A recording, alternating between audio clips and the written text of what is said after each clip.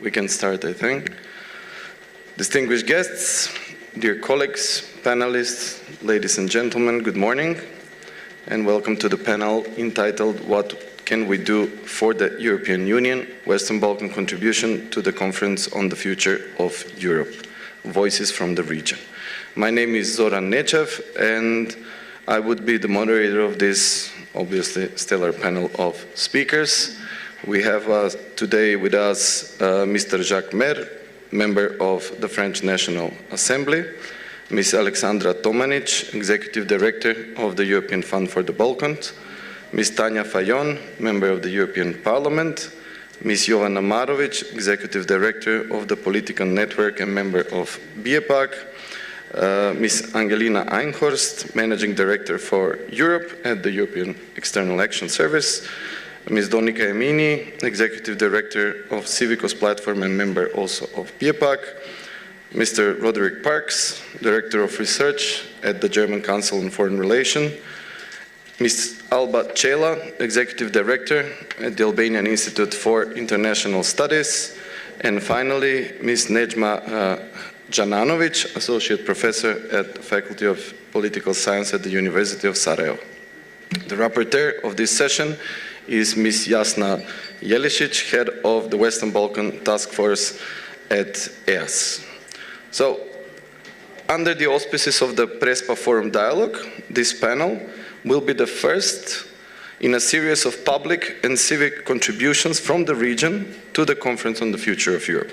It is organized by the think tank where I work, the Institute for Democracy, here from North Macedonia, in cooperation with the German Council on Foreign Relations and with the support of the European External Action Service Stratcom Western Balkan Task Force.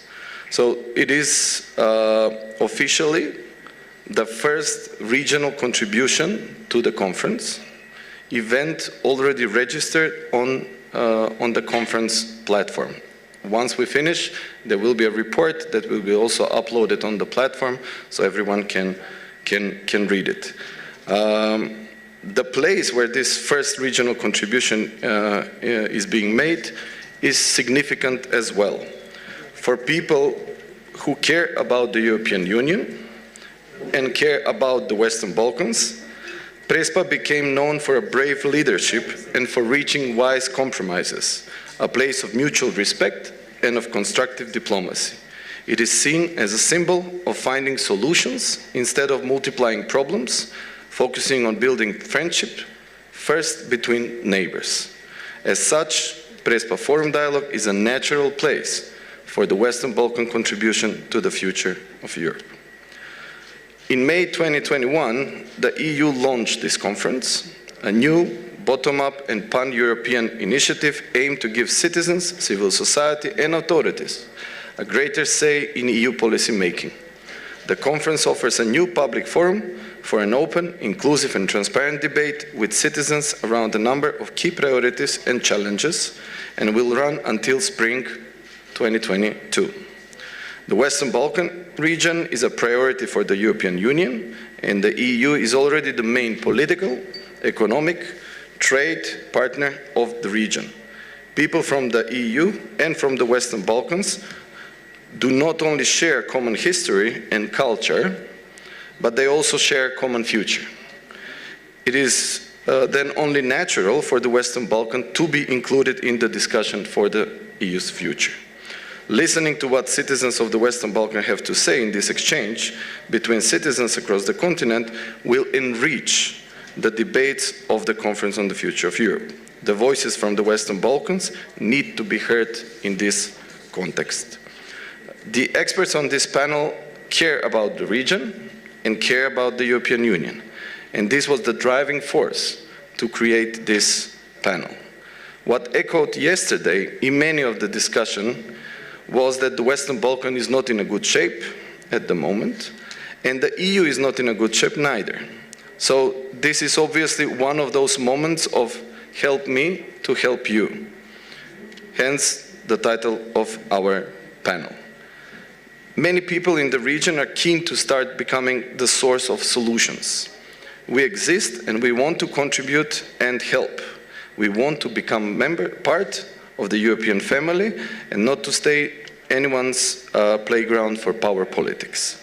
I think I can speak on behalf of the think tanks present on the panel that the region has a potential to contribute in building Europe whole, free and at peace once and for all, and that the region has the capacity to offer solutions. The framework of the Conference on the Future of Europe is a perfect framework for us as we share the same problems and challenges across Europe. I'm happy that we, think tanks from the region, can start articulating those ideas starting from today. And it is not only us, the institutions of the European Union are also here to help us. The Western Balkan Task Force of the European External Action Service has provided a helping hand, and in this way, updating the image of the region across Europe. To that end, they have produced a global social media campaign called Europeans Making a Difference. The first edition have reached over 10 million viewers in a matter of weeks. Over the last 3 years, this has become a platform for the people of the Western Balkans who live these European values each and every day and enrich our lives in so many ways. Since the Western Balkan Task Force has been supporting us in the organization of this panel, this year's edition of European Making a Difference campaign will start as soon as I stop speaking, and we will have the privilege of having the first public screening of the video featuring the Macedonian participant in this year's campaign. Let's watch it, and you can screen the video now. Honeyland was an adventure that lasted for 4 years. This journey resulted with 2 nominations for the feature documentary Honeyland. I'm Tamara Kotevska, and I'm the co-director of Honeyland. When I was 16, I was living abroad for 1 year in USA, and that's when I realized that real stories of real people have even greater potential than fiction stories. Documentary filmmakers are the messengers of the people. We are the ones who should go out when everyone else hides. Honeyland started as a really humble idea of making a short documentary together with Ljuba Stefanov. The first time when we traveled to the Kirlia, we couldn't find the exact road. This is a very special trip because we will get to see the place where we were living and shooting for 4 years. Also where I learned how to drive in this road. This is where we saw for the first time what Atice is doing with the bees, and when we realized her life motto, which is take half and leave half for the bees. It's a life wisdom that she reminded the world of. And it's very interesting to explore small community stories because they always give the bigger picture of how it is in the world. There are a lot of talented filmmakers in the Western Balkans, and I would love to collaborate with them in the future to make more co-productions in Europe, because for us this is a crucial way of creating our films. Traveling, meeting new people, getting inspiration, because we can make a change.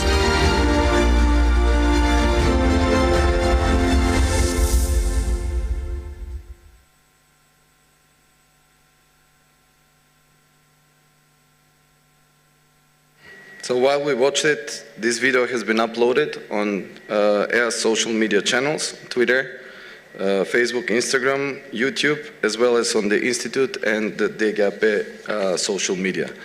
So please go comment and share it. Now we can slowly move to the speakers. So each of the speakers will have approximately 8 minutes, after which I will open the floor for questions and comments from the audience.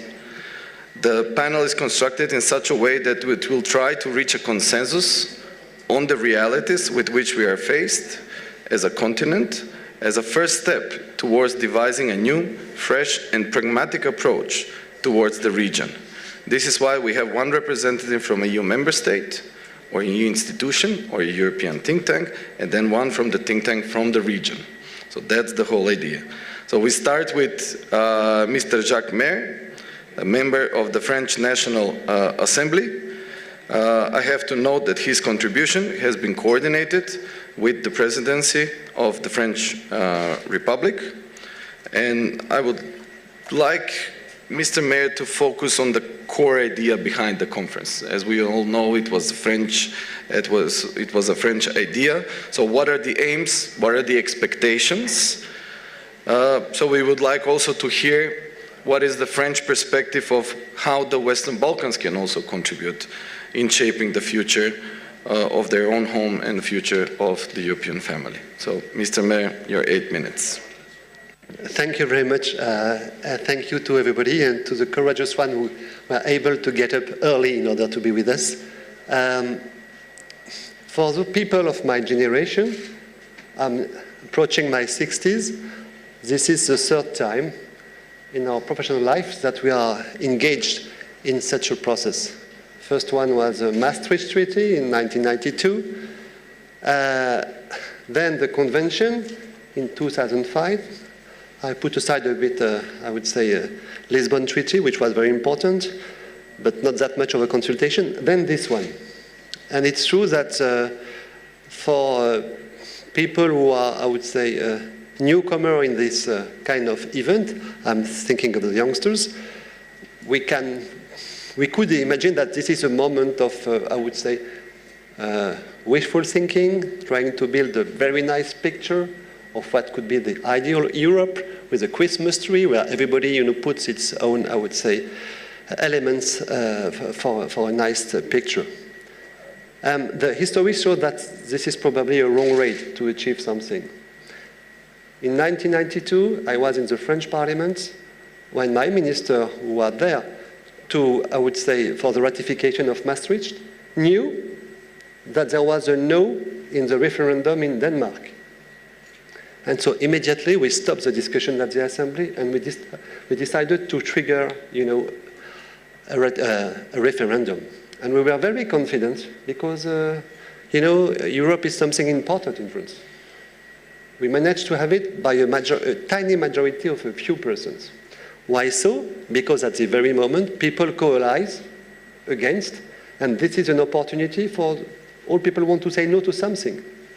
So I think the trap for this exercise would be, okay, let's design together something which is really, I would say, the dreams in terms of integration, federalism, and so on. And we think that people are not ready for that.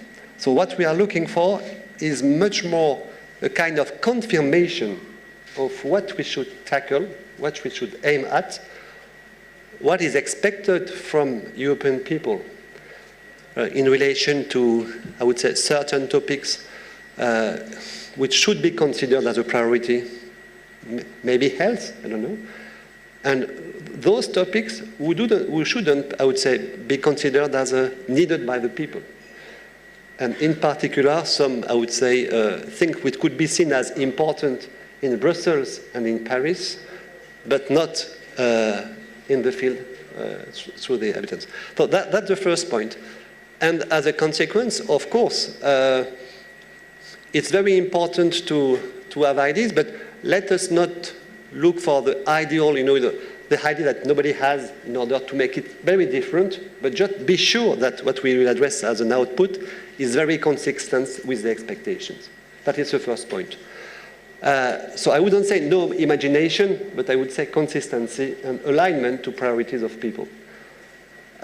Of course, in this regard, there is a topic of expectations coming from Western Balkan countries.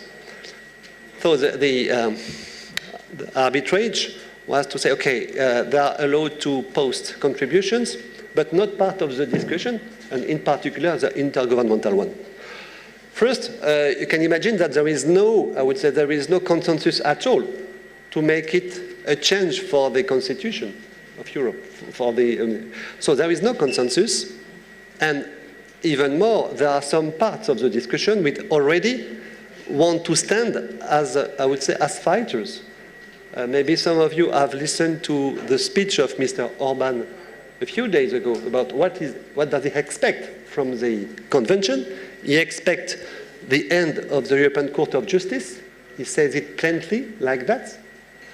He expects the end of the European Parliament, but more a national parliaments gathering sometimes, and so on and so forth. So if we go to kind of theological approach, we will go to nowhere. Coming from Western Balkans, we fully understand, I would say, the request for visibility, for proximity, for participation.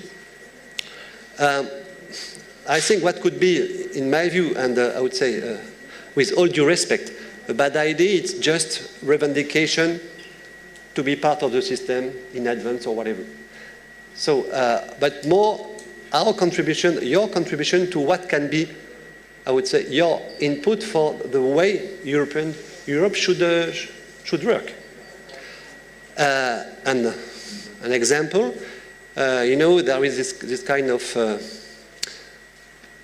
concept of constellation of Europe constellation with some, I would say, cooperation in certain areas like Schengen, like coopération renforcée, like EMU. Frequently, people said there could be an opposition between regional integration and Europe integration. So, as an example, what could be, for me, what could be very interesting, and how can we see the role of regional integration in Western Balkans within Europe? That would be very important. Because this is something which has, in fact, limited precedent. The second point is about, for me, is not about competition. What was very, very harsh, and the perception of, I would say, of many Western citizens is negative vis-à-vis enlargement, and in particular in Britain, and you know the result, is that competition was not between companies at the end of the day, but between people. You know, really with a very limited, I would say, infrastructure in terms of social dimension, training, health, and so on. So degradation of living in certain areas in Eastern countries, and popularization of the low middle class in Western countries. So this is something which, of course, will be also addressed at high price by the Western Balkans. So how to tackle that? And above that also, I think many things which are, we expect as from Paris and from others, we expect that Western Balkans come with solutions or ideas to resolve issues. So on the topic which are high on the list when we talk about enlargement. You know, when we talk about enlargement, what is the real reflex of people? More complexity, nothing against Western Balkans, but more complexity, more difficulty to converge, risk related to migration. Of course, you know, France has been heavily attacked, risk related to arms trafficking and terrorism. So, what do we have to say on that? How can we be on the solution side in order to contribute, in order to be able to, I would say, to say that we are part, you are part of the solution and not of the problem. So,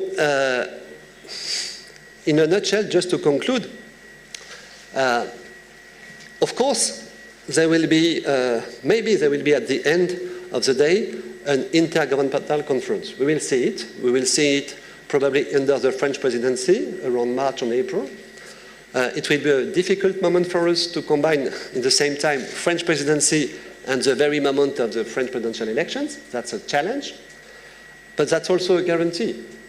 Guarantees that probably things will be approached in a way which is as much as possible consistent with European expectations.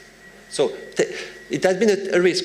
President Macron has taken a big risk to launch this initiative. But if we want to things move, if we want, I would say, the bureaucracy of institution not to be, I would say, to be shaken and to be mobilized, I think we have to take risk. And I think that this risk was to be taken. Thank you very much. Thank you.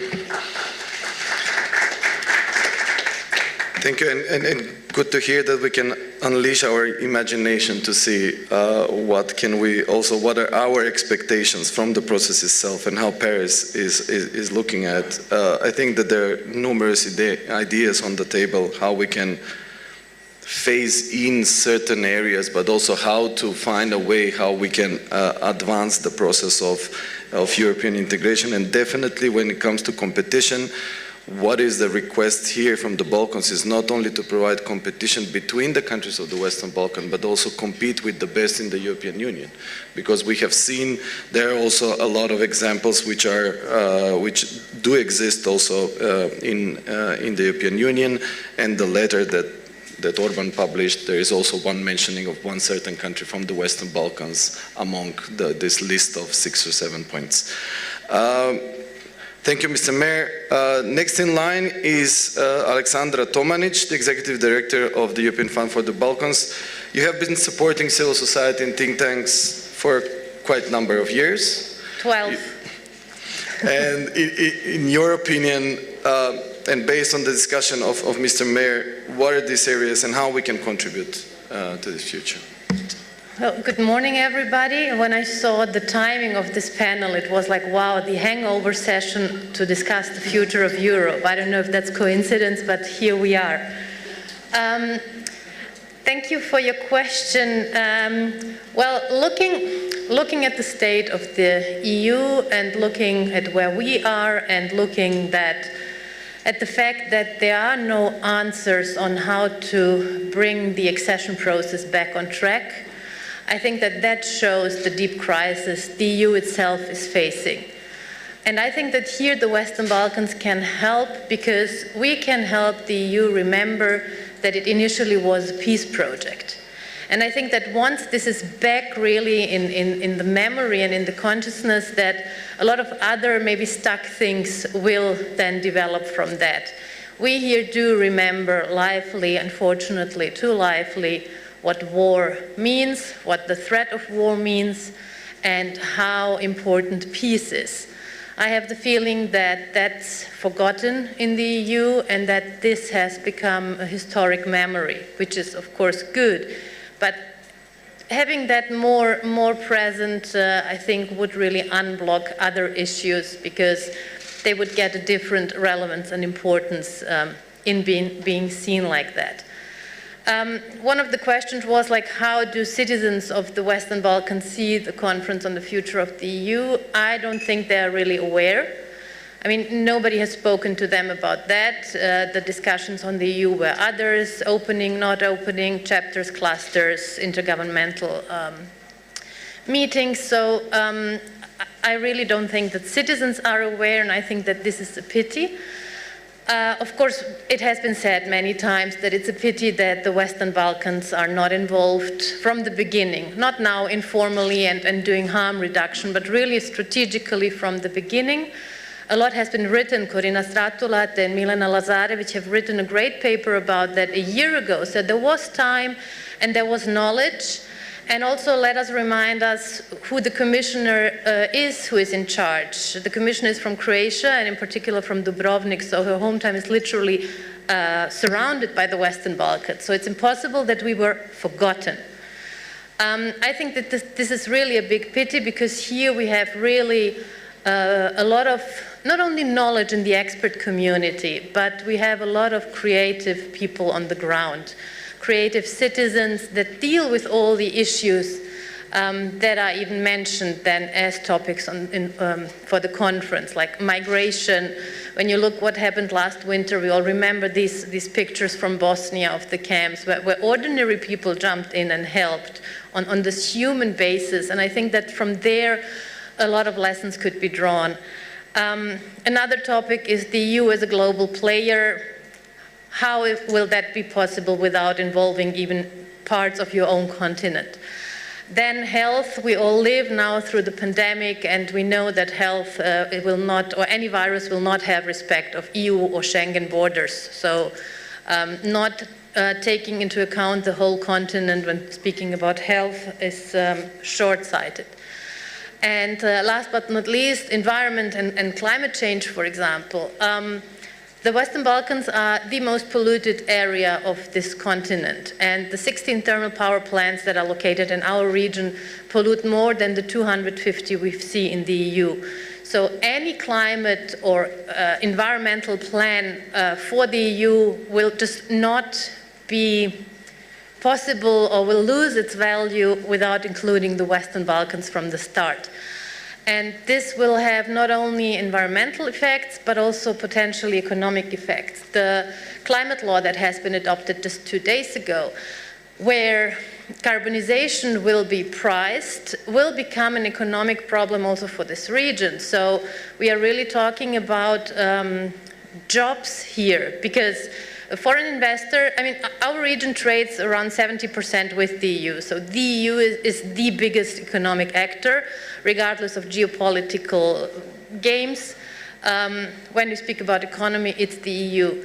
And producers that export to the EU will need access to clean energy, otherwise it will become too expensive. But we don't have clean energy. We even have 2 countries that are planning to construct new coal-based power plants, although they have signed the green agenda and they are aware of the targets there. So I think that we can contribute, but we also need to be included for these things, because setting the climate law, which is great, can have social effects here if we are always being regarded as the other and as the outside.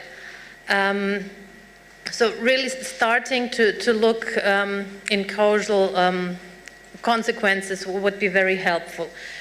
I think it's a pity that the conference has been shortened from 2 years to 1 year.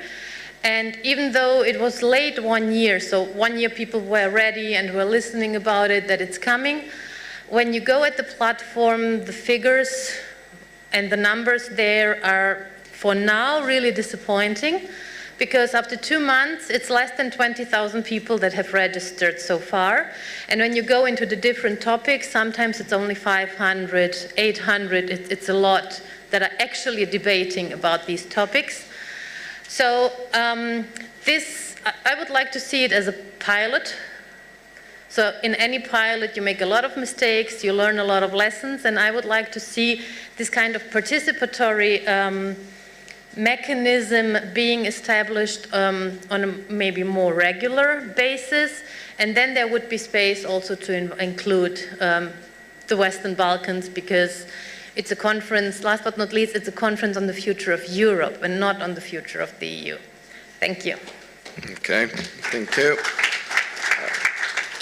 Just a reminder, there are certain constraints when it comes to officially registering events on the platform, but there is no geolocation when it comes for ideas. So it's open for everyone. It's also one way that all Western Balkan citizens can post their ideas on the platform. And this is also one of the ways how we should portray our interest in what we are going to call our future home.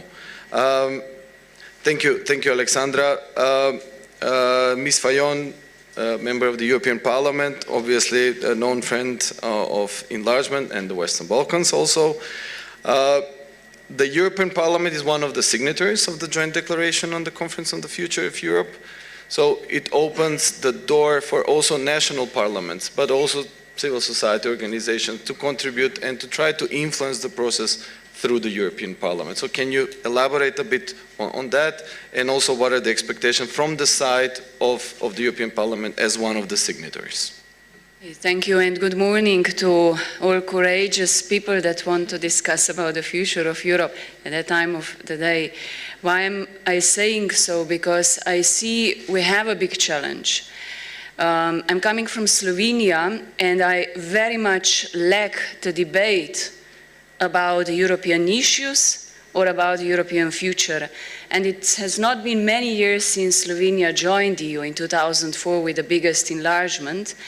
It became somehow self-obvious that we are part of European Union, that we are part of Schengen, Euro, that everyone can benefit from it. And it's become even unattractive to discuss about Europe. Why? I think it's also the consequence that politicians maybe too often, and I'm of course one of them, so I should be maybe also self-critical, but I hope I'm not that kind of, often blame Brussels for the bad things or things that they are not capable to do themselves. and they put an attractive light to Brussels, to the political elite, to what is happening far away from our hearts. And we don't have many discussions with citizens, with experts, with civil societies, what kind of Europe we want and in what kind of Europe we live today. And for young generation especially, which don't have the memory why the European Union was created, and you mentioned well, the consequence or the bloody wars that if anyone knows best is the people in the Western Balkan, what it means if you don't have peace and stability. Our young generation don't have this historical memory. So we have to speak different language with them, bring them this European Union through different narrative why it is there, and why it's important we share our common values of democracy, of the rule of law, of freedom of media, and so on and so forth. So for young society, at least in my country, often this is very abstract. They don't hear in the schools much about European Union, or it's something, once again, that is self-obvious. It is important to discuss. We are at some very important crossroad. How this European Union will look in the future after going through several crises. Several crises also caused that we never resolved any crisis well, and we lost our strategic interest because we were fighting with a crisis, always having another fire and not even managed to control it, but we lost this strategic focus, the basis where the Union was created on. That we share common peace and stability, common values that we are still, as a continent, very proud of. We created a really good quality of life, very high values, if you look around us. So we shall be proud of that. And we are too often pessimistic. Maybe I will today try to turn a little bit on an optimistic tone, because discussing on the future of Europe should give us optimism. And in the European Parliament, as you asked me, we wrote a letter to the Commission and the Council to include the citizens of the Western Balkans in the process of discussing the future of Europe, to find an instrument how to engage them, but it didn't fall on the fruitful ground. We got a letter, though, from the 3 members of the Executive Board to say, including the commissioner from Dubrovnik, that they will give some assurances that the citizens will be properly involved. But seriously, we have a problem. We have a big gap between, on one hand, maybe Brussels Tower or political elites, even in the region, and citizens. And if we don't bring these discussions back to the citizens and engage them in the process, we'll fail. And we are failing because they don't feel anything tangible from European Union or from the process of the enlargement, the opposite. Discussing for 10, 15 years about technical issues, about closing, opening chapters, not even delivering promises, it's losing a lot of hope in the region.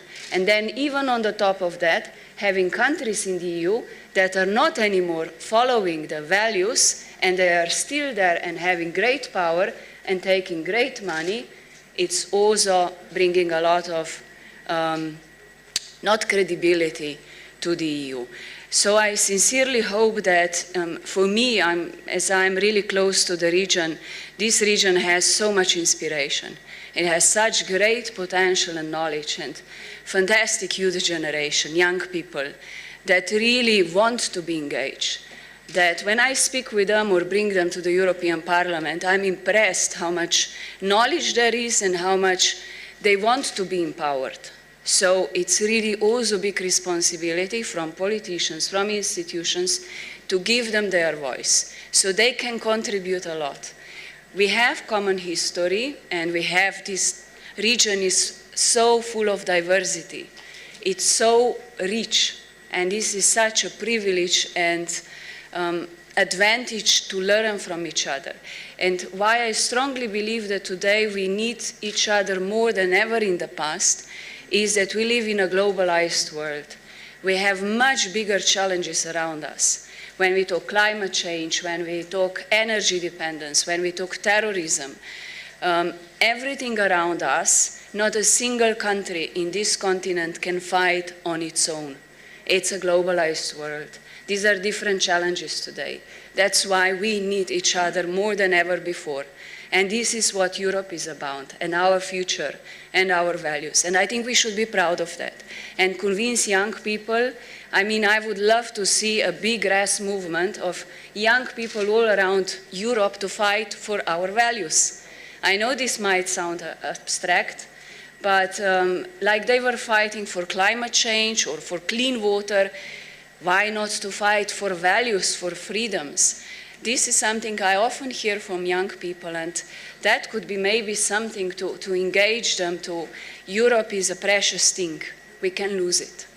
So we have to be aware of that and maybe give more optimism to all of us that we can contribute to each other a lot. Thank you.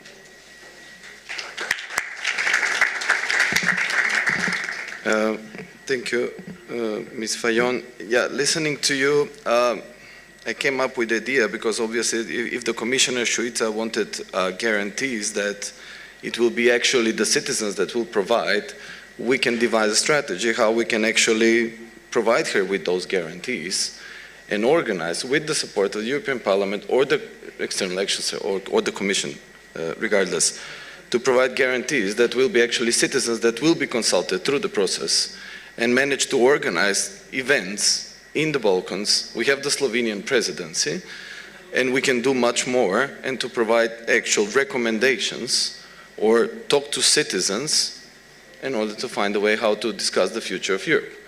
Because obviously, you know, when it comes to political elites, we all agree that it's quite difficult and to integrate in the whole process, but there is no, you know, if the guarantees are the only things that stand from, you know, between the civil society and contributing to the future of Europe, I think that we can be, you know, we can be inspirational enough to provide those guarantees. So we can do something on that front. I just have to apologize that 9:30 I'll have to leave and slowly start my travel. Thank you. No problem. Thank you. Jovana is next. Jovana is coming from Montenegro. When we discuss how to approach the whole thing, yeah, there are certain ideas that talk about how to phase in certain European policies, but also there are quite idea how, on proposals, how to make the Western Balkan more resilient, and also at the same time contribute to the EU attempts to build a genuinely strategic autonomy, something that we have started discussing yesterday. So, yeah, Jovana, your 8 minutes. Thank you, Zoran. As Alexandra already said, since I'm from Montenegro and we are known as lazy people discussing the future of Europe in 9 in the morning, Western Balkans is already contributing to the future of Europe.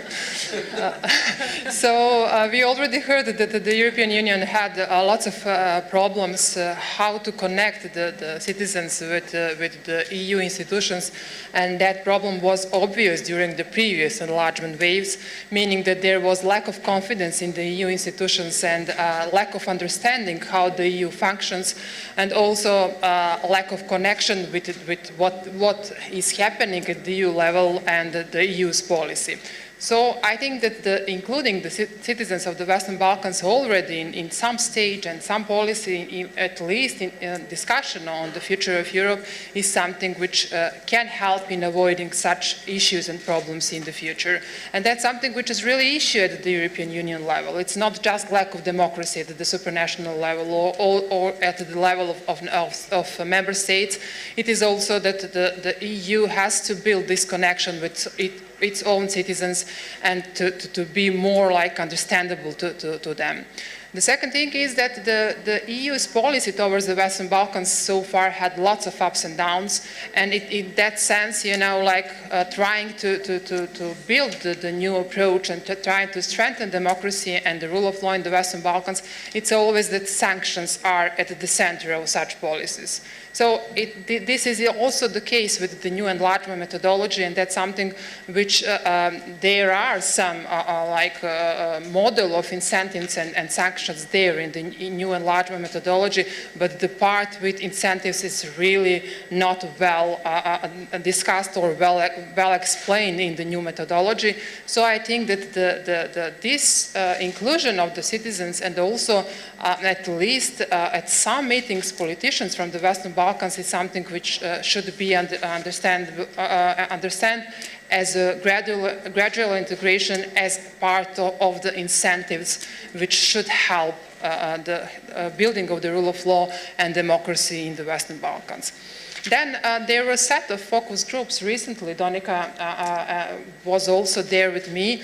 We were discussing what is possible contribution of the Western Balkans to the Future of Europe conference, but not just to the Future of Europe conference, but can we actually imagine how the EU, which we would like to join, should look like? And during these focus groups, some of the words which were there or from the very beginning were justice, security, fairness, democracy. That's something which is the EU known for, but somehow we are feeling that this is missing also in the EU, not just in the Western Balkans. So it turns out that the Western Balkans, at least at the level of academics, civil society, also at the level of institutions, have the vision of the better EU, better Europe, but somehow we are missing that picture from the EU at the moment. But always trying to define new strategic framework, always trying to convince the people in the Western Balkans and also political elites that the enlargement process is alive, that they care about the Western Balkans, that the Western Balkans will be the part of the European Union. Somehow we are missing this link at the moment, and we are missing the real and concrete approach at the ground, on the ground and in the Western Balkans. So I guess with this vision from the Western Balkans, the EU will secure like new energy in this discussion on the future of Europe. And that's something which is really important, I guess, because we are discussing so often at such conferences and also at many other events how the EU should be reformed. So we are not discussing just this approach towards the Western Balkans, but also the system, political system of the European Union. So I agree that the first thing where we can contribute is how to better formulate the EU policies towards the Western Balkans. And as we already know, the enlargement policy is one of the most successful policy from the European Union level. And now we are just discussing whether the EU still has this transformative power and whether the EU is still capable to build democracy in its own backyard or in the Western Balkans, which is the countries of the Western Balkans are in line for joining the EU. So the first thing which we would like to change and to be differently defined at the EU level is decision-making process. As you all know, the political decision-making now is taking place and has primacy over the merit-based system, which is at the core of the enlargement process. And we are here in Ohrid, and North Macedonia is the example how this political decision making is really has primacy over the merit-based decision making. That's why we think that the qualified majority should be introduced in the enlargement process, and that the qualified majority should be used for all stages within the integration process, and to be excluded just for the final one for deciding on joining the EU. So I guess that the EU was the one to introduce this multi-speed Europe as a concept. So it should be in place there for countries which would like to integrate more, to have the framework for such thing. And then the second thing is It was already mentioned here that we would like also to contribute to the functioning of the EU.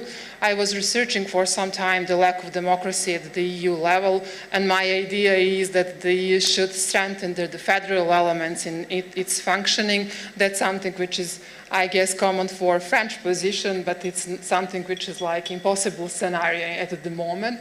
So it's not about the best case scenario, it's about the possible scenario at the moment, but we would like also to be part of such a discussion, how the EU should look like in the future and how the EU should be the same let's say, center and same the power which is guaranteeing the values, as I already mentioned. Justice, security, fairness, democracy, and the rule of law. We are missing it in the Western Balkans, but that's something which is also missing at the moment in some member states, but also from the very beginning at the EU level. Okay, thanks a lot. We have to speed up the process a little bit as we're running out of time. Next in line is Angelina Einhorst, Managing Director for Europe at the European External Action Service, one of the supporters of this event, and I think one of the ways we can promote the process even further and provide guarantees to the Commissioner that we can really consult the citizens of the region. You have been very vocal in promoting the Western Balkan integration in the EU, and as many around this table, you share our opinion that the Western Balkans should be involved in the process and contribute. As one responsible from the side of the European External Action Service, I would like to see your vision on this issue. Thank you. A very good morning. It's really great to be here. More people are coming in. That's good. We're going to have hopefully also a good debate. I'll be short in time. Although you gave us 8 minutes, I was surprised because I thought we will make 3 points in 3 minutes. I have 3 points. And this is really first about how groundbreaking this whole idea is. I need to inject this energy in here because otherwise we continue to criticize, oh, it's not going to work, time is short. True, time is very short. But I do agree also this is the start of a process to try to get to that democratic legitimacy of the institutions of the EU as a whole, of Europe. And I would rather really quote President Macron than leaders who like to criticize the idea of having a full-blown movement inside the European Union. And for me, that includes the Balkans. I don't even want to discuss it. It's very clear. Yesterday, Mrs. Mogherini talked about unification of the continent. It goes without saying. So let us just take that as a given and work from there and work very much, and I like the point made from the colleague in Montenegro, also on inside the member states, right? Because Tanya said it very clearly, in our own countries, they try now to make a movement. It's called EU Elephant in my own country. I mean, I'm a European, but I happen to be born in the Netherlands. That's always what I need to explain. They try to make a movement around the elephant in the room because politicians do not use the EU in their discourse. It's not the way to use to win elections. You can't really get anybody mobilized around it. And I think it's picking up. But it just needs more steam, more energy, even physically. When Tanya says, you know, where are people out in the streets? I see a lot of people out in the streets in front of my office in Schumann, Place Schumann, asking for a lot of actions globally. I rarely see people asking for a unified European Union, a prosperous European Union for all of us on the continent. Where are the leaders in the room who actually look strategically and look forward? So that's one part of the vision. Read President Macron of March 2019, honestly, and look at it again. Just amplify that message, why it is so important. Second, this is really all so new. A digital platform, I agree with you, it's only, 20,000 who signed up so far. So that's why we're here today, actually. And this is first, but we are elsewhere saying, sign up, come with your ideas. Look at what we just heard on the panel now very good ideas. They're looking in one country at making, it's a silly example, but 9th of May, the national holiday of all of the European Union. It's something where people will start to feel, yes, this is us. This is not just the institutions. But it's also new because the institutions work together for the first time. Parliament and the Council and the Commission together on how to shape that future in an unpredictable outcome. We really don't know what's going to happen here. And that's where you say it's a risk, but come on, courageous politicians do that because they want a real change here. And then the third point, it was made already, I think there's one very good reason, there are many reasons why we need to do all of this together as one EU, the whole part. But the EU can also learn very, very much from the neighbors, and particularly around us, about EU in the world. It was mentioned, but we need real good ideas on what should be the strategic priorities for the European Union. And there are plenty out there. How can you make decisions better? QMV was mentioned, but there are other good ideas around that. And who do we really want to be then from there? I just wanted to be very concrete today. I hope we have more ideas together on what we can do. Sign up, work, your voice is heard. Let's not be the silent majority, but really go out there and come forward. Thanks. And may I compliment on this? This was so powerful, what we just saw, that video. I just think it's fantastic work. Okay, thanks. Thank you. Okay, so thank you, Angelina. Yeah, and you set an example for a faster pace of talking, so that's good. Now we will switch to 6 minutes for the remaining 4 speakers in order to have at least a little bit of debate afterwards. So yeah, Donika Emini is next from the Civicus platform, member of BIEPAC from Kosovo. I was expecting to be the last one, coming from Kosovo, learning from the others and giving my input in the end. Thanks for organizing this. It's an interesting exercise. We have been complaining for a long time that we are not included in the debate. So yes, this is the first mechanism in which we can also complain, but also can give our inputs. When I was invited to this panel, I felt like, have you seen Finding Nemo? It's like this fish tries to do the impossible to go into the ocean from the aquarium, and they use the sewage system to go, and then when they go, like after all the struggles, they go like, well, now what? I mean, this is all we wanted, but now that we are here, like, what do we do? They were all lost. So this is how I felt. I felt like I'm there.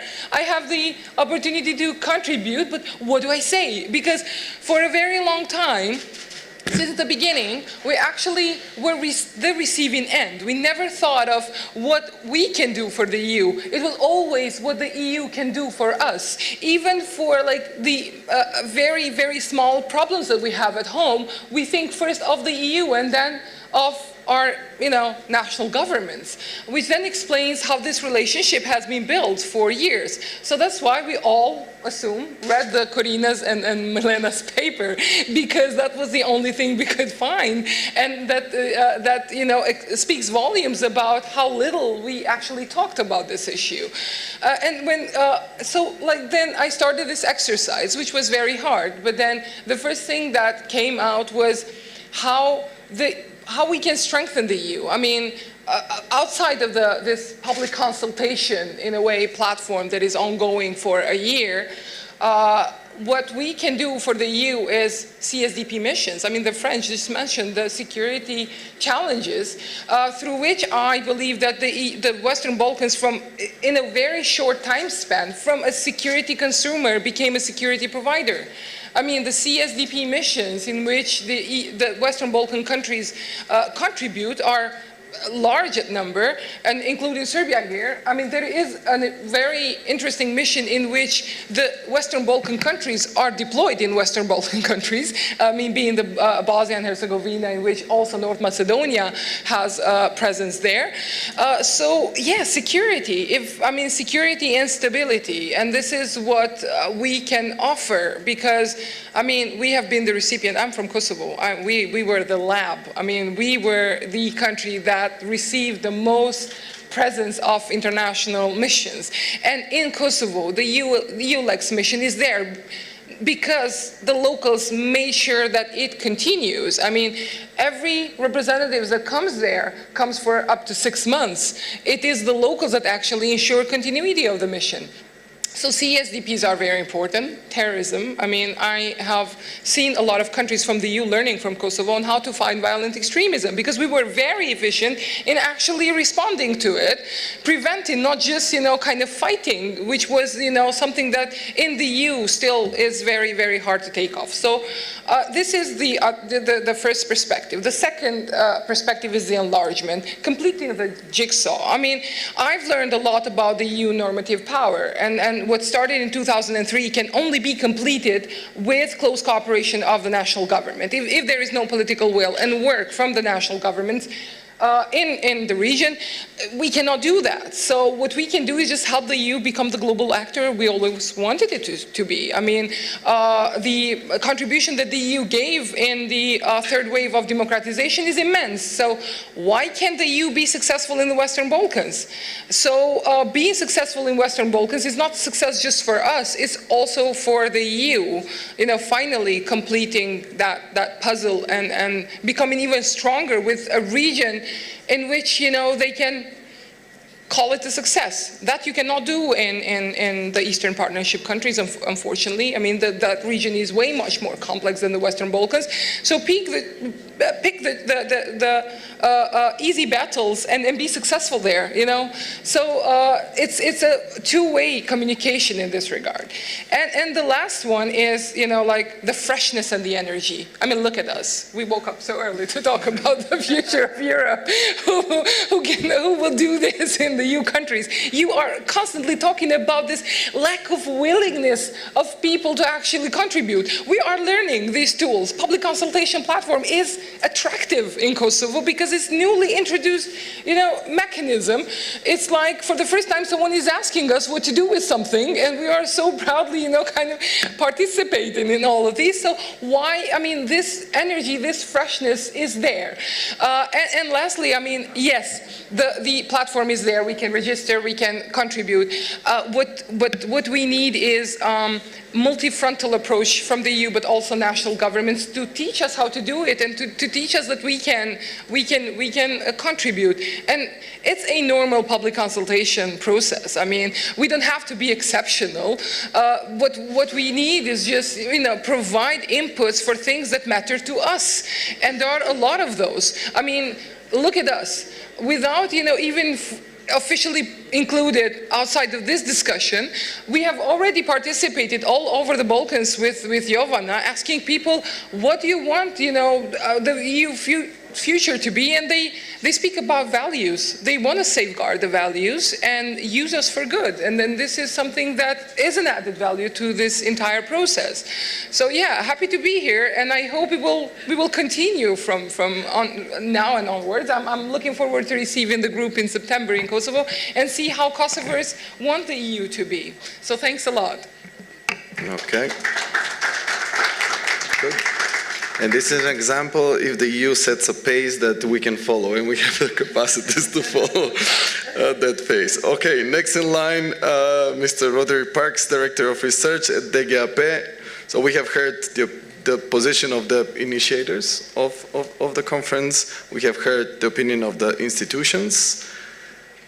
What are the challenges that lay ahead of the Western Balkan as such, or think tanks or citizens that can contribute in through engaging through the conference on the future of Europe?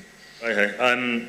Thanks, Oren. And I'll also try to be quick. I could see people doing the maths. 8 times 8. Oh shit, we're going to be here until tea time. So I'll try to be quick. And a biographical detail. although I work for a German organisation, I'm from the UK, so I sort of feel a license to troll the French in a way that the Germans perhaps don't. And so sorry, Jacques, and that's a little bit the back. Please, indeed.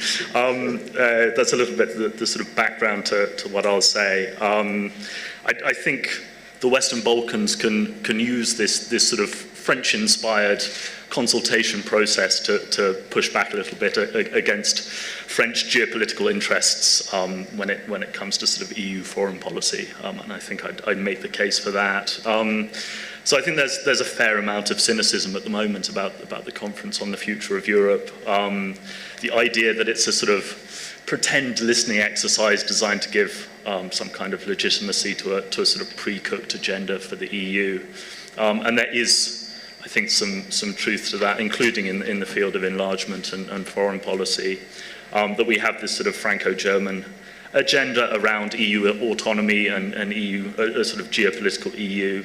And when I talk to people in the Balkans, they actually think that agenda might be quite favourable to the Western Balkans. You know, an autonomous EU is one that finally absorbs the Western Balkans, completes its borders, digests its territory, and a geopolitical EU is one that realises the stakes in its near abroad and competes against Russia and Turkey and China to be attractive to its neighbours.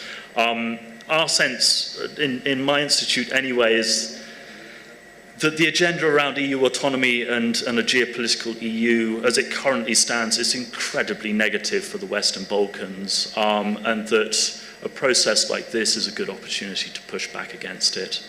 As far as we see it, this sort of idea of an autonomous EU is a very defensive mode of crisis management that sort of appeals to sort of French and German neuroses a little bit, and involves putting up buffers, deepening internal regulations, and then trying to apply them to our neighbours. It's also incredibly crisis prone, so it's making us, I think, in Europe a little bit poorer and a little bit more vulnerable, so it's going to knock us into a bit of a negative cycle. In the list of questions, one was about how do the Balkan countries improve the EU's capacity to act. That, to me, is a much more positive way of framing the debate. And the idea of building up the EU's capacity to act is, I think, a distinctly sort of German idea that is more about sort of building up internal EU cohesion and external, sort of externally international relations and connectivity. So it's a much more sort of bottom-up approach towards crisis rather than the sort of more top-down EU autonomy geopolitics. And I think the Western Balkan countries have a strong interest in strengthening that agenda. And I'm happy to talk more about that, but I would just say from my perspective, there are sort of three imperatives for Western Balkan countries and societies as they're engaging in this process. The first is stay away from the sort of idea of geopolitical imperatives. It may seem instrumental to go to Berlin and Paris and Brussels and say you need to compete against external, third parties in the Western Balkans, and you need to play hardball. I think that'll backfire. It'll have the opposite effect of what is intended. I think the argument needs to be the EU is actually good at geopolitics. You should engage in the Western Balkans because this is something you're good at and you have a track record on it. And I sort of pick up on what Angelina and Donica have said on this. We're good at this. We don't need to do it because we need to compete. We do it because we can. Second point, and I can see Jacques staring at me. Stay away from the argument about autonomy. And again, this kind of picks up on oh God, I'm getting a sort of vulpine grin. Stay away from the argument about EU autonomy.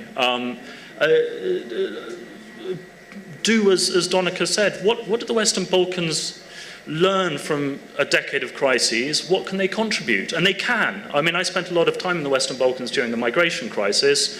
Spoke to one interior minister and said, when are you going to sign up to EU border standards and technologies? And got the answer, why would we do that? That would mean lowering our standards and scaling back our technologies. We are more advanced than you are.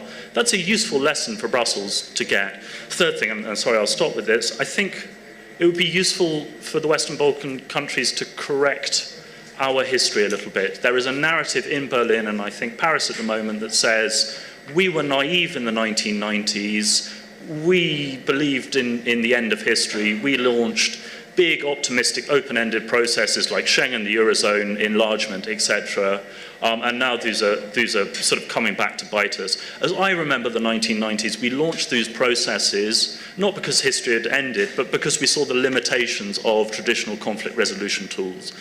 So we did things that remelded Europe's borders. I think it would be useful to remember that kind of history and say, actually, we handled difficult geopolitics in the past and we can do it again. More than 6 minutes. Sorry, Zoran. Anyway, the end. But I've trolled the French. So let's have a fight, Jacques. Okay.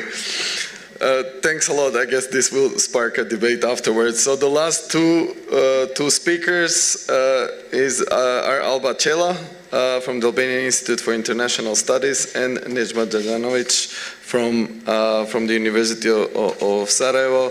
I know it is difficult to be the last after such an extensive panel, but we have heard much already, so what would be your added value to this discussion? So maybe first Alba and then Nejma, you can close it.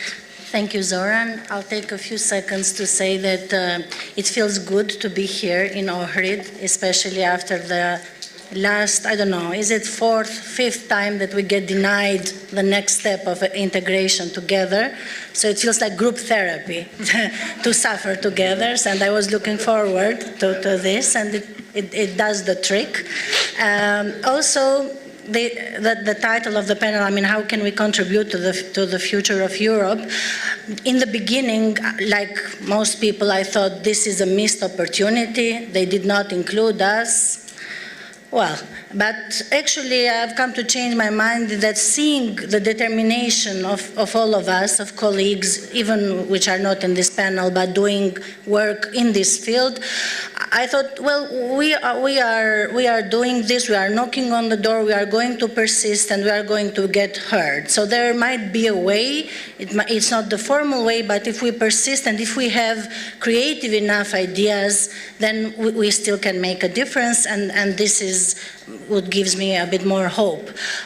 The first point I want to make, it might be a cliche, but I think it's after the fourth or fifth time that we get refused, I'm going to say this for all the EU people in the room, we need to make clear that our future is the EU's future, and EU's future is our future. You can debate it separately from us, but our futures are entangled together. In what ways? Not only in the ways that are more visible when a crisis comes along and you see that you have to coordinate and you have to work together and you have to bring Frontex to the Albanian border, which is there and is functional, but also when it comes to opportunities. And I think a lot was talked here about what can be, what are some creative ideas that we can bring to the table, and I think this is very, very special time to bring them. What are we doing that is interesting, that can fit into these large strategic priorities of the EU besides the enlargement agenda? We are doing interesting things and they are worth bringing to the table. You have just published some interesting research on supply chains and how the pandemics and the post-pandemic time presents an opportunity for our region to diversify and to shorten their supply chains. We in Kosovo and in Albania have been doing work on successful examples of de-radicalization, fighting violent extremism, and we can bring that into the debate. Other successful NGOs are looking at the green agenda, are looking at the potential to green our economies, and we can bring that. So I think we need a combination of a realist approach. I still think we need to bring to the table that realpolitik of, look, there are other people, there are third-party actors out there, maybe not to the extent that it might backfire, but to the extent that it needs to be acknowledged, and also combine it with the optimist. outlook, so to have a real optimist outlook of what we can do. I want to conclude with the first question that was given to us. Do citizens know? Do they engage? Do young people know? At least for Albania, not so much. And here is what we can actually try to self-reflect. And we have the best tools, and we should do more as region civil society to include the citizens and the young people. And I hope here might be the first step to discuss even among each other how we can go about that and to include more people. And it's not just about the conference on future of Europe. This is just a tool, it's an initiative. It's about the future of Europe. Thank you. Thank you. Nejma, you close. So 1.5 minutes for me at the end. Well, I just wanted to say that it's never too early. I mean, it was early this morning when we got up, especially for us coming from other hotels in the vicinity, but it's never too early to start really talking about the future. It is difficult to be the last one or among the last at any panel, but it gives me an opportunity sort of to share something that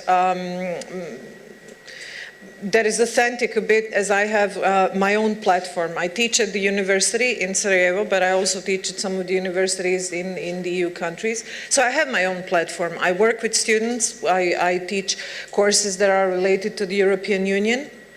And every semester, at the beginning of every semester, we do an exercise. We do brainstorming on their ideas, their visions of the European Union, their associations when the European Union is mentioned.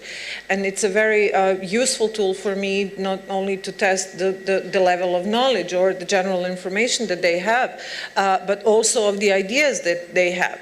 And of course, that in many cases, what we put in, what we chart, is something that is related to what is going on, whether it's in the region or within the European Union or even internationally. But there is there is a set of values or core values that are always recognized by the students from this region. Whether it's the freedom of movement, the security, the opportunities for prosperous lives, Schengen, Eurozone, but Eurozone again not related to the complicated decision making and complicated mechanisms, but really related to some kind of harmonization of a very important policy.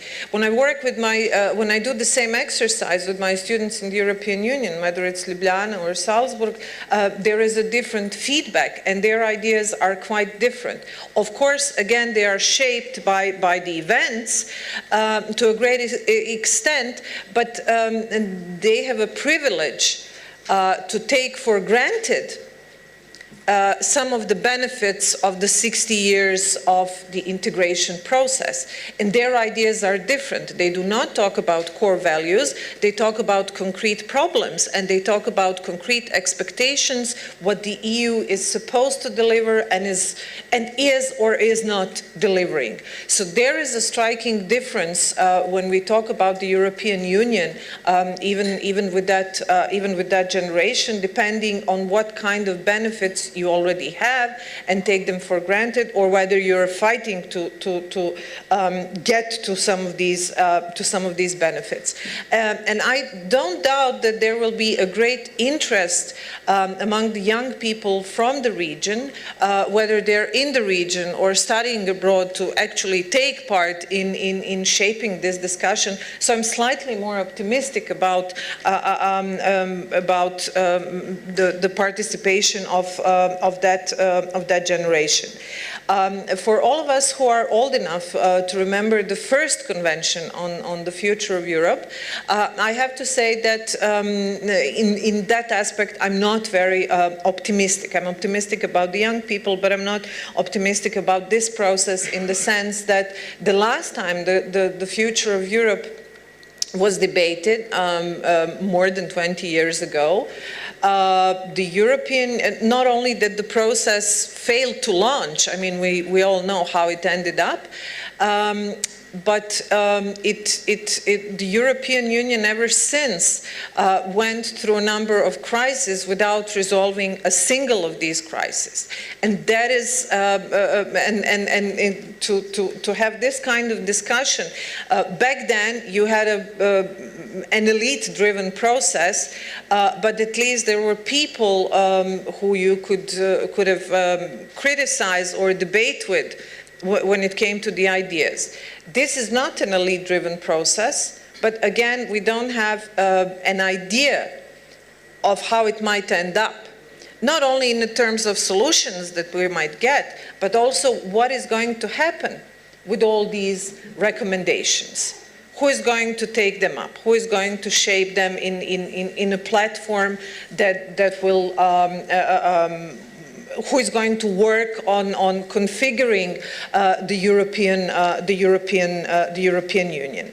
And another important segment there is related to also the first convention on the future of Europe. Back then, when we were discussing some of the issues, we were actually discussing the time that is present now. And the time matters. What the Western Balkans and candidate countries experience is not. How can I say it? It's a process that is already way too long. North Macedonia, Croatia, and Bosnia and Herzegovina started in 1997, so this process is already taking too many generations. And I'm very sad to come to a conclusion that this will be and this will remain a multi-generational project. So it's not only us who are in our 20s when the process started, but it will probably be the generation of my daughter who will finalize eventually this process. And there is one more thing that I would like to share. I think that the Western Balkans especially is under this impression, at least people in my generation who remember former Yugoslavia and this comic group which was called the Surrealists, and their sketch on the future of Europe. So it was a sketch from 1991, and there is they saw the future in which the countries of former Yugoslavia were fighting each other. There was a war in former Yugoslavia, and the last remaining Yugoslav, the last living Yugoslav was the one to cross the Schengen border and enter the European Union and join the table. Of course, he's exhausted, he's starving, he was fighting, and he joins this wonderful table full of food, and then the fight within the European Union between the member states start. So I think that even the Western Balkans, of course, this doesn't mean much to the Europeans, but for the Western Balkans, there is this sort of self-fulfilling prophecy, that once we join or once we get really, really close, the European Union will start to disintegrate, and we're all very fragile. So if there is a message from the region, it's not only that the region is fragile, but the whole idea of the integration of how to save democracy, how to reform institutions, how to reconfigure them without decomposing the whole structure. It's the message of the fragility. Okay, yeah, that's why now we promote the concept of resilience. Okay, questions. We have approximately, well, hopefully with the organizers, additional 5 minutes, so we have like 10 minutes in total. Please state your name, affiliation, and whom you are posing the question. So first the lady in the second row, and then Mr. in the first row. Thank you. Gordana Čomić, Government of Serbia. I may surprise you, but I think Western Balkans already contributed, because what I am witnessing, seeing all the panels, the discussions, the institutions throughout European Union, you started to copycat us. They are much more gossiping about the problems and describing the problems and gossiping about the people than really really dreaming about what can happen next if we work hard now. And that is something what I want to pose as a question, because what we are living now partly is a consequence of the fact that we forgot that Martin Luther King, his famous speech, didn't start with, "I have a nightmare, but I have a dream." So why European Union doesn't want to be a dream builder anymore? You can't be a reality producer if you don't want to be a dream builder. So what we can serve to you is a bad example. We have PhD in societies in gossiping about the problems and strategies how everything sucks. So don't do that. If you continue, we will be the people coming from your future. So why we are not dream builders? You expected whom to comment on this thing? Whoever. I love them all. Okay. Maybe we can take the question from the gentleman in the first row.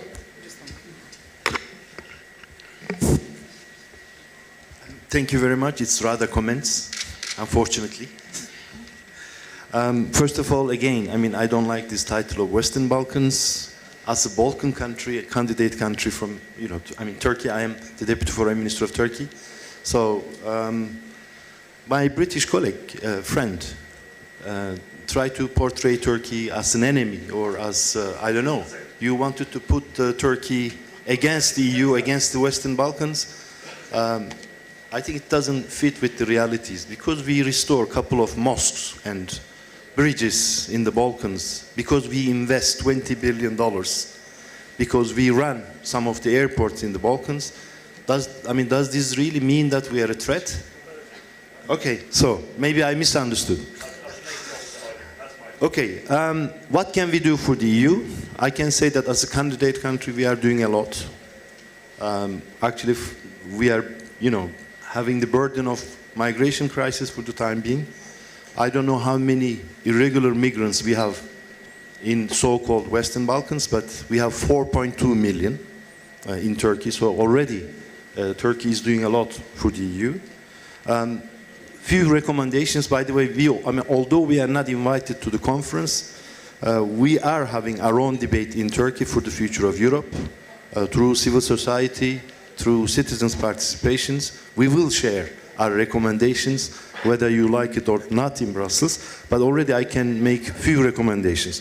One, unanimity rule, you know, has to be changed, not only in the enlargement policy area, but also in foreign policy area. We have done it already in monetary union, we have done it in Schengen, so if we need to have a geopolitical strong Europe, you know, addressing the citizens, I think this is one area. CSDP missions, again, what we do, Turkey has contributed more than many of the member states to the CSDP missions. We would like to continue to do so, but unfortunately, the new defense and security structure does not include Turkey. We definitely need institutional streamlining in the EU. European Council became a new and more assertive body, and we don't see the European Commission, which should be there. So this is just one suggestion. I don't know how we are going to do it. In terms of migration, counter-terrorism, COVID, Green Deal, Digital Deal, energy security, stronger economy, connectivity, I don't know who else can contribute more than Turkey. I just wanted to share this. So my conclusion is that the EU should include, you know, in all the strategic projects like Digital Europe, Green Europe, I think it has to include all the candidate countries. It will be in the benefits of the EU. I think it will be in the benefits of all of us. So these are some recommendations. Thank you. And also I share the opinion of our colleagues. Since we are discussing the future of Europe, I don't see why you know, all the European countries are not invited, at least those who would like to contribute. Okay, if you want to discuss the future of the EU, you can do it with your own member states, but we are all Europeans at the end. I think it should be an inclusive process. Thank you. Thank you, sir. Anyone would like to comment? Yeah, Angelina, and then Roderick. Let me thank the two speakers, colleagues, for questions. And if you allow me, I will start with Faruk from Turkey, good friend. And I think I hear you very well, and I know exactly where you come from. Faruk, you are absolutely right. We very often equate Russia, China, Turkey when we talk about the region as such. And this, I think, is an absolute wrong element, and we know why that is, for all the reasons and the good reasons you mentioned too. I think that, and I'm very happy that you say, to have that debate also inside Turkey on the future of Europe is absolutely essential. And I offer to you to help contribute as much as we can. We can do it together, we can do it inside, as much as we can, because this is exactly what we need at this point in time. I also want to comfort you, because you made a number of observations yesterday about the nomenclature Western Balkans. We are actually changing this within our own system. We will refer to Southeast Europe. I remember when the first time I met with one of the foreign ministers of the region 6 years ago, and she told me, look, this Western Balkans is just not okay. And I think it's very true, because Southeast Europe is a far more inclusive, comprehensive concept as we really would like to see it. And also our structure is Europe, so Turkey is part of Europe. Very much just replying to what you brought forward also yesterday on another panel. I want to comfort you on that also in public. And yes, the dream. Can we invite other candidate countries to the debate in Turkey?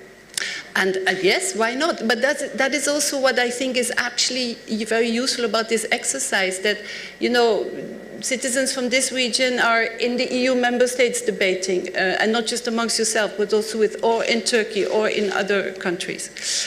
And then briefly on, but it's really very true, you touch right on the heart of the absence of dreams, visions. There's a lot out there, I think, of lack of historical knowledge, for sure, no interest in general in the public, repeating a little bit the short slogans. This is where Twitter comes in and all the others, without looking really at what is all behind.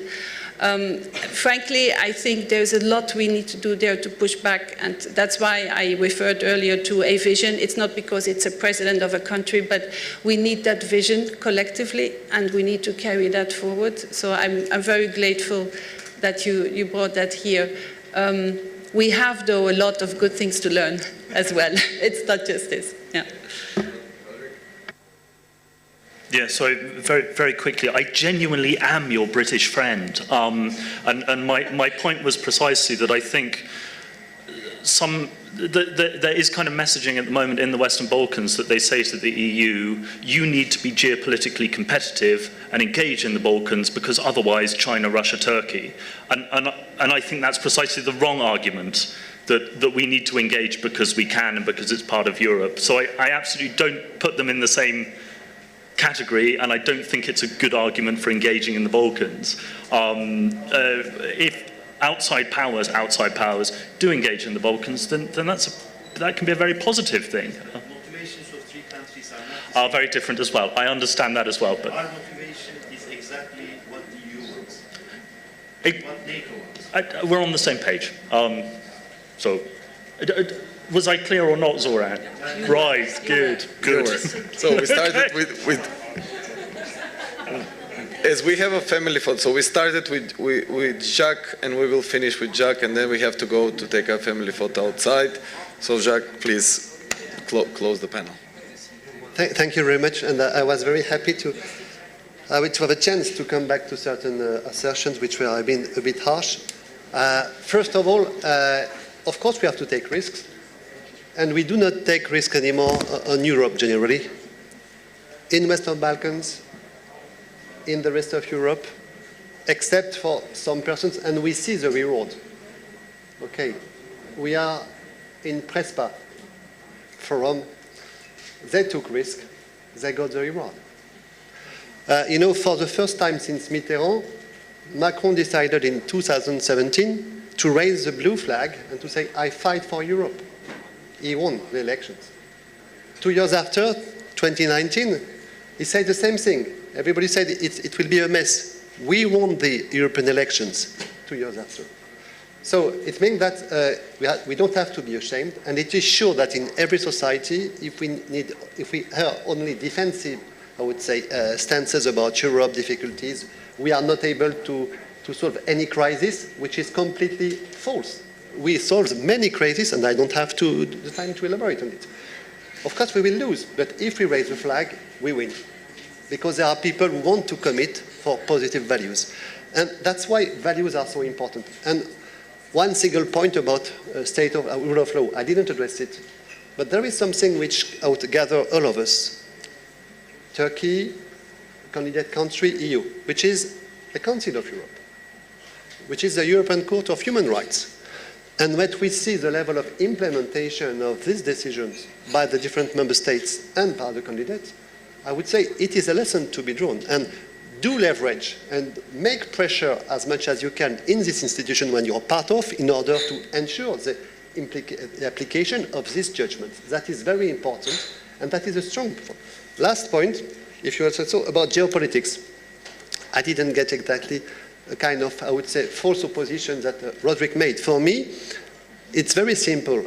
Whether we are at the table of discussion or we are at the menu between China and Russia, I wouldn't compare, I would say, Turkey. We've got some problems, but I expect changes in Turkey in the coming years, and I think it's possible. So that's what we bet on, and then we will have much more fruitful discussions. But for Russia and China, China and the US, we're very proud to talk about Biden now, but 3 months ago, it was not about Biden. And in this moment, we were on the menu. And of course, capacity to act is key, but also capacity to discuss and to have something to say in the discussions.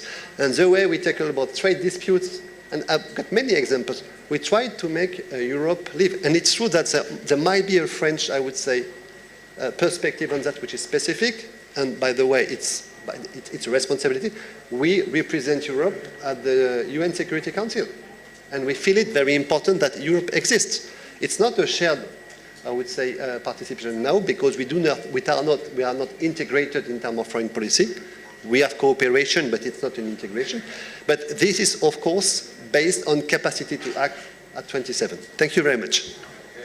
And with this, we close the panel. Thank you, all the speakers. Thank for the audience for the discussion, and we can proceed further. Thank you.